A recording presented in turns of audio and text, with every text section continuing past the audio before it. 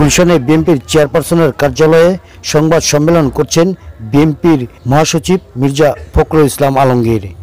তিনি সেখানে জাতীয় নির্বাচন নিয়ে কথা বলবেন। আমরা চলে যাব এখন সরাসরি সেখানে। যে কথা বলেছেন এই কথাটা আবার সাংঘর্ষিক কথা হয়ে গেছে। তিনি বলেছেন যে আপনার 25-এর শেষের দিকে অথবা আপনার 26-এর প্রথম দিকে চিফ অ্যাডভাইজার বলেছিলেন, আর উনি বলছেন যে জুনের মধ্যে নির্বাচন হবে। তো এক্স্যাক্টলি আমরা বুঝতে পারছি না যে কোনটা সঠিক।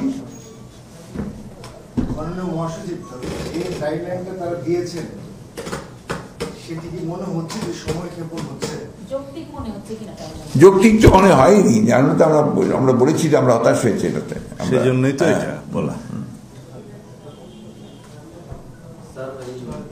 তত্ত্বাবধায়ক সরকার তো পুনর্বহাল দলীয় সরকারের অধীনে যে নির্বাচনগুলো হয়েছে এই বিষয়ে এই নির্বাচনগুলোকে আপনারা বাতিল চান? বলেন। তত্ত্বাবধায়ক সরকার ব্যবস্থা পুনর্বহাল হলো এই কথাটা এখনো পুরোপুরি বলা যাবে না, যেহেতু সংবিধানের ৫ম সংশোধনের মাধ্যমে তত্ত্বাবধায়ক সরকার ব্যবস্থা বিলুপ্ত করা হয়েছিল, সেটাকে অবৈধ ঘোষণা করা হয়েছে। কিন্তু ইতিপূর্বে অ্যাপিলেট ডিভিশনে জাস্টিস, আমরা বলি জাস্টিস খায়রুল হক, যে তত্ত্বাবধায়ক সরকার ব্যবস্থাকে উড়িয়ে দিলেন, সেটা রিভিউতে ফাইনাল জনগণের পক্ষে আসলে তখন এক্স্যাক্টলি তত্ত্বাবধায়ক সরকার ব্যবস্থা পুনর্বহাল হবে। তা আমরা আশা করি সেটা হবে।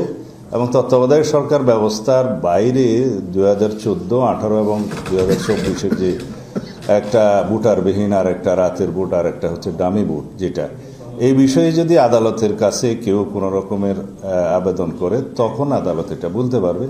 আমাদের পক্ষ থেকে আমরা এখনো পর্যন্ত এই বিষয়ে এটাই বক্তব্য দিয়েছি যে এগুলো সবগুলো অবৈধ সংসদ ছিল।